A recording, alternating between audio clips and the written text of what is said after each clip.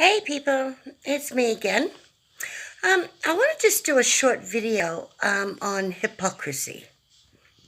So, most Jehovah's Witnesses get disfellowshipped for fornication or adultery. Um, that's, always been my experience. And my dad was, an elder and a presiding overseer and disfellowshipped many, many, many people. But like I said, he ruled with an iron thumb, and even the other two members of the Judicial Committee wouldn't go against what he said.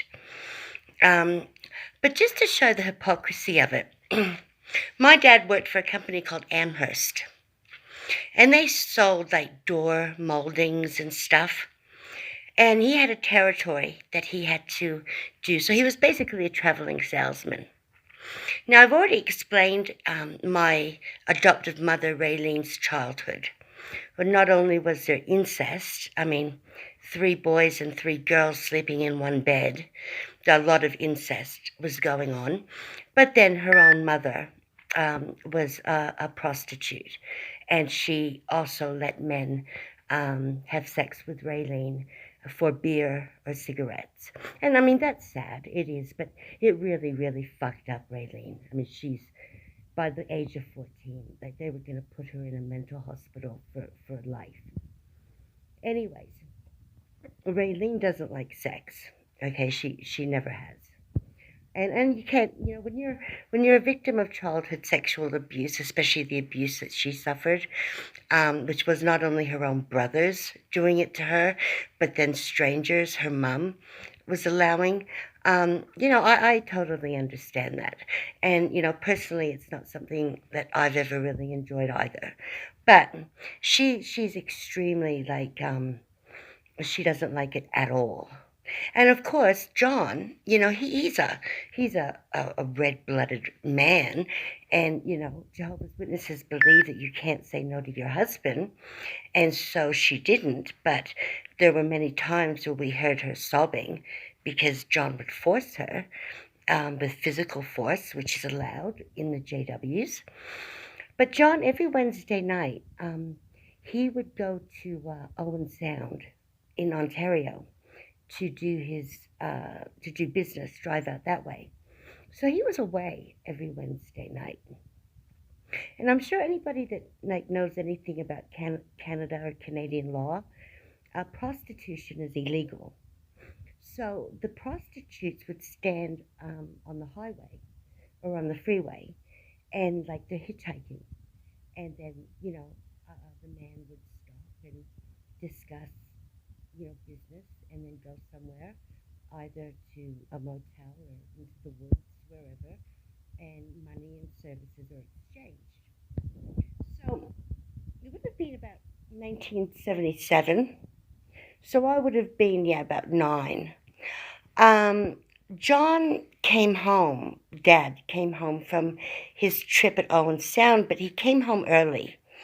He'd actually come home like on the day he was supposed to be there. So he came home the same day he kind of left, but it was really, really late. And I remember him because we woke up because we could hear that there was arguing going on in the house. The next morning, John rang up his 2 best buddies, both elders, Ron and David Caverhill. And they were a father and son, but they were both elders. And they came around, and John said that he tried to brush it all off, It was really, really strange because he said that he had picked up a hitchhiker and just, being the good Samaritan that he is, and that she had gotten his license plate number, and that she was going to go to the police and say that he raped her. So he's had to give her money, a lot, and pay her, but it was only so he wouldn't bring Jehovah's name into disrepute. And I remember David Caverhill looking at Dad, John, and saying, well, why didn't you just drive to the nearest police station? Like, why didn't you just drive to a police station and walk in and say, look, this is what she's doing to me? You know, there would have to be evidence. Even in 1977, they knew what sperm was. And obviously, John said that he felt it would best for him to give her, I think it was $50 or something back then, and just let her go on her way, because he would never want to bring Jehovah's name into disrepute. Yeah, right. So in other words, he raw dogged the prostitute, and his seed was inside of her. And being a good prostitute, she took his license plate number for security reasons, and then he didn't pay her, so she said, well, you're screwed, pay me or I go to the cops. But obviously, I don't even know why John told anybody. But I mean, I'm pretty sure Raylene knew that he was, paying for sex. Because I think she was just happy that he was getting it somewhere else, because then he wouldn't be on top of her. But this is where it comes down to total hypocrisy, because he was disfellowshipping people almost every week. I mean, there was a purge at one stage, and they would be reading out 3 or 4 letters, every meeting, about people who had been disfellowshipped. And, he was always on the Judicial Committee hearings, and yet he himself was committing adultery, but paying women for sex, and he didn't say anything. And even to this day, he has never confessed, which is bizarre. Just total hypocrite. Before I ran away, because I ran away at 17, because my brother was going to dead set kill me, and I lived on the streets for a month, and I was a missing person in a foreign country, in a foreign city, a 17-year-old that's just run away.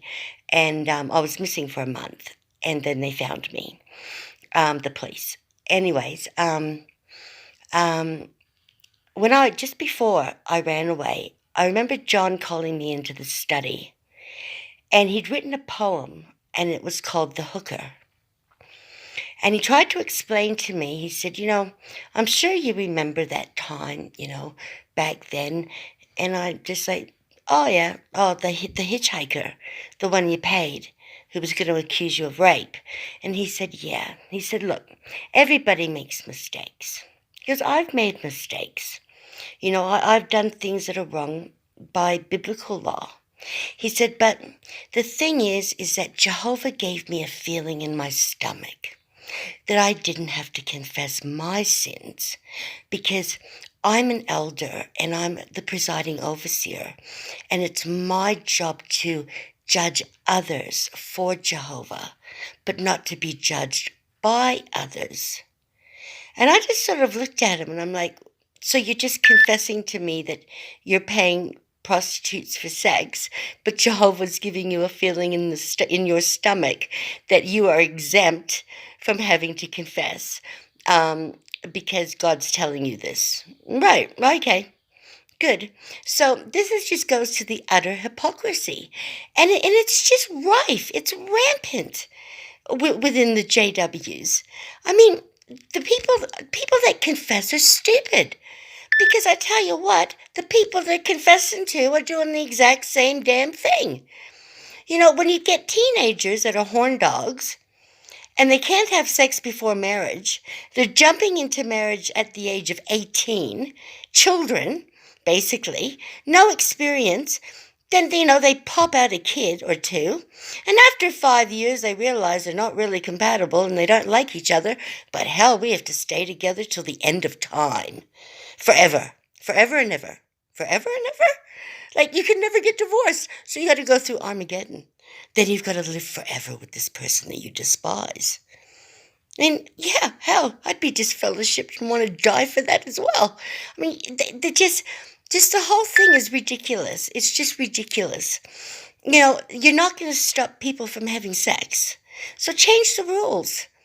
I mean, for goodness sakes, they're binding two people who are teenagers into a relationship forever.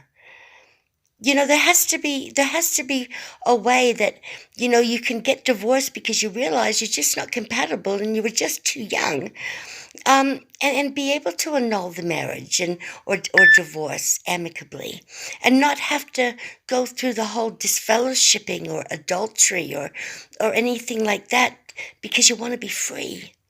I mean, the Jehovah's Witnesses are just a cult, and they're a cult of pedophiles. They're a cult of perverts. They're a cult of sociopaths. They're a cult of very damaged people. They're a cult that doesn't protect children. They're a cult that protects the pedophiles. They're a cult that will not go to the police. They don't let you go. They discourage higher education. They discourage psychiatric or psychological help for a child that's been raped by an elder, or molested by a stranger who was allowed into their home to witness to. They don't do anything. So what, everyone's just expected to sit back and suffer until Armageddon. Well, I say fuck that shit. And I say fuck the Jehovah's Witnesses. And now with this massive lawsuit, yeah, you know what? I'd be watching where they're funneling their money offshore to.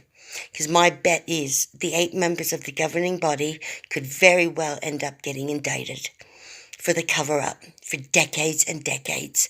They've got a database full of the pedophiles and the victims.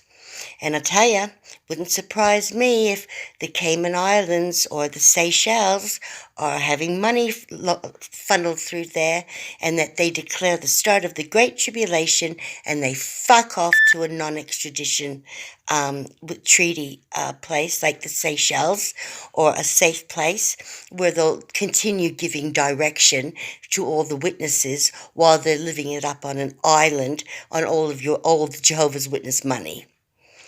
Wouldn't surprise me one little bit. They're just evil.